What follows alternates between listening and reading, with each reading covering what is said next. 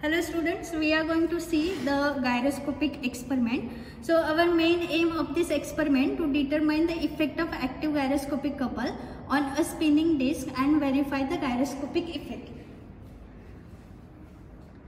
So this is our apparatus to verify the gyroscopic effect. So we have to consider one spinning disc. So here we have considered one heavy rotary mass. Okay.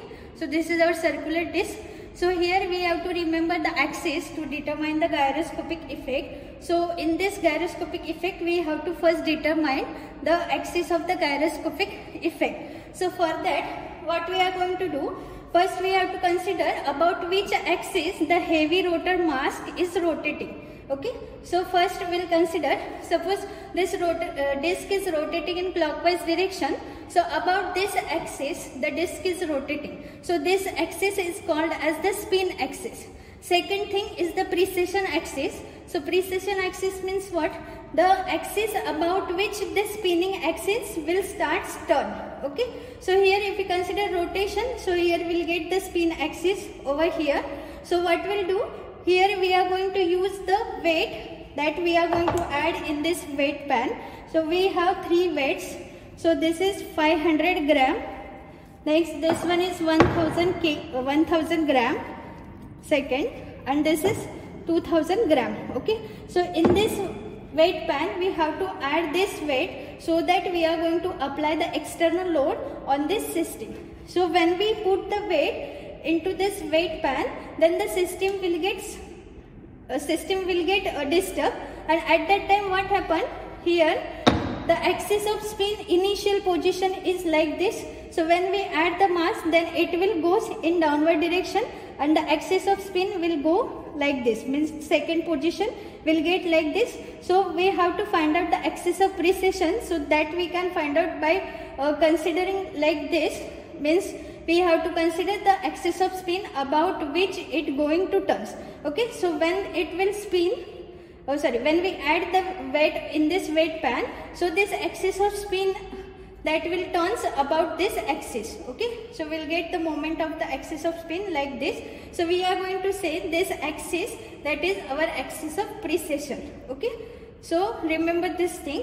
And one, we have this axis of spin, second we have the axis of precession like this too, and perpendicular to both this axis means we'll get the third axis, that is our axis of gyroscopic effect. Okay, so now we'll determine the effect, which is effect of gyroscopic, by using the any one weight, and then we'll note down the readings for the different weights. Okay, so first we are going to use the 0.5 kg.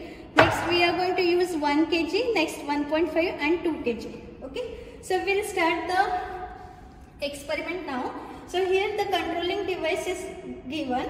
So with the help of this controlling device, we are going to apply the voltage. When we apply the voltage, then the motor will start running, and the motor shaft is connected to this spinning disc. So the disc will start to spin. Okay, so first we have to identify the rotation of the spinning disc. So we'll apply the small voltage. Now see, the disc will start rotating. Okay, so first identify the axis of spin. So the axis of spin is over here.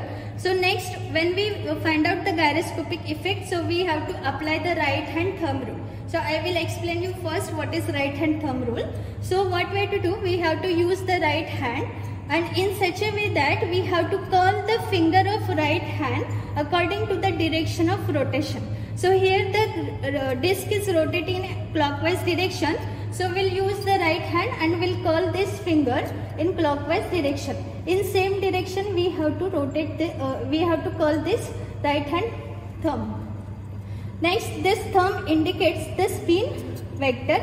Okay, so what we have to do next, when we add this mask into this weight pan, so the system will get disturbed, and at that time this axis of spin will turn in downward direction. So we have to turn this hand by 90 degree. Okay, so when it is turned by 90 degree, so this curl finger indicates the active gyroscopic effect, and we want the reactive gyroscopic effect, that is our imaginary part. Okay, we want the reactive gyroscopic effect.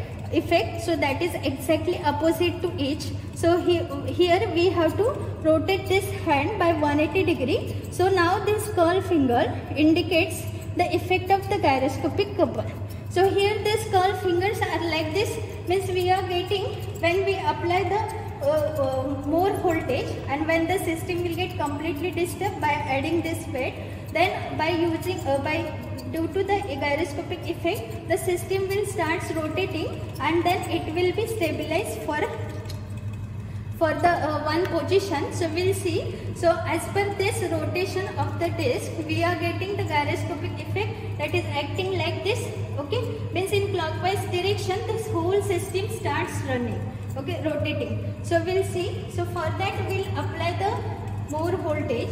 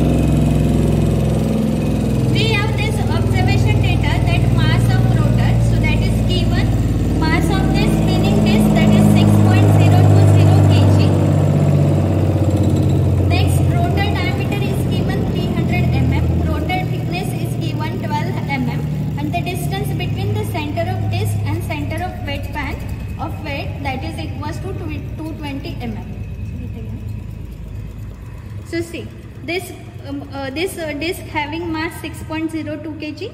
Next, the rotor diameter is 300 mm. The thickness of this disc, that is 12 mm. And the distance from the center of this wet pan and the center of this disc, that is equals to 220 mm. So this is given data. Now we will go for the observation table. So we have to consider the 4 readings. So for that we are going to apply the external load. For first reading 0.5 kg. Next 1 kg, 1.5 kg and 2 kg. So initially we have to note down the speed of the disc, okay, or speed of the motor, okay. So motor speed and disc speed is same because the motor shaft is connected to the disc part. So initially whatever with the help of this tachometer, we are going to find out the speed of the disc, okay. So that we are going to keep constant for all 4 readings. What will be the changing? That mass added, that will be changing. Next, the system will start rotating once we add this weight. So we have to find out the how much time is required for the angle of rotation, okay. So here we have considered 120 degree rotation. So for 120 degree, how much time is required? That we are going to find out here. So it is not compulsory to take only 120 degree. You can consider 60 degree, 90 degree. Likewise, you can consider any rotation for this to find out the angular velocity. We require this data. So we'll find out this angular velocity, that is angle rotated by the system divided by the time. So we'll get the angular velocity of the precession. Next is actual torque. So